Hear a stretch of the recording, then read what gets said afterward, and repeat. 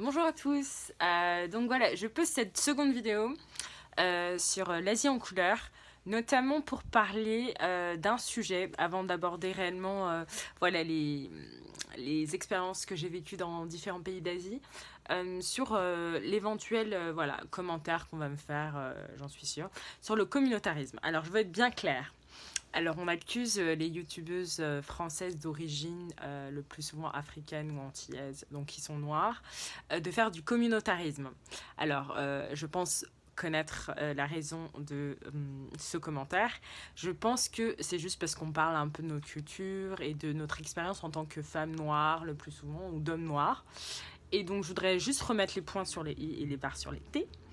C'est que il n'y a, a pas de communautarisme. En fait, il faut se remettre dans le contexte. Donc en France, c'est vrai qu'on est dans une république qui prône le color blindness. Alors, j'aime pas utiliser d'anglicisme, mais globalement, c'est que les couleurs n'existent pas et surtout ne comptent pas. Elles existent certes, mais elles ne comptent pas. Donc voilà, qu'une personne de quelques couleurs de peau a le droit et a accès à des soins, ça c'est sûr, euh, au même respect qu'une personne d'une autre couleur de peau.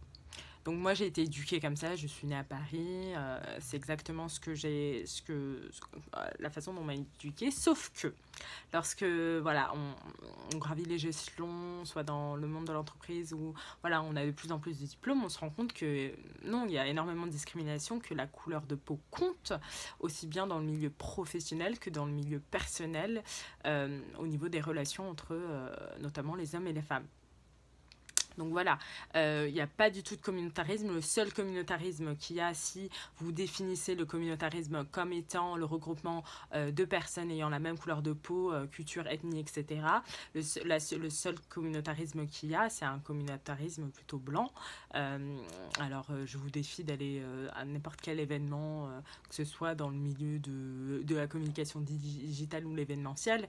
Voilà, vous êtes une minorité asiatique ou noire, vous allez le voir directement. Il n'y a pas d'autres, il n'y a pas justement beaucoup de couleurs. Donc voilà, je voulais juste souligner ça. C'est pas du tout communautaire de parler soit d'une expérience de racisme. Comment vous pouvez dire à quelqu'un, oh ben non, ce que tu dis c'est faux, c'est pas possible. Vous niez l'expérience d'une personne alors qu'elle vous dit, elle ne vous attaque pas, elle vous dit c'est ce qu'elle a vécu. C'est quand même terrible.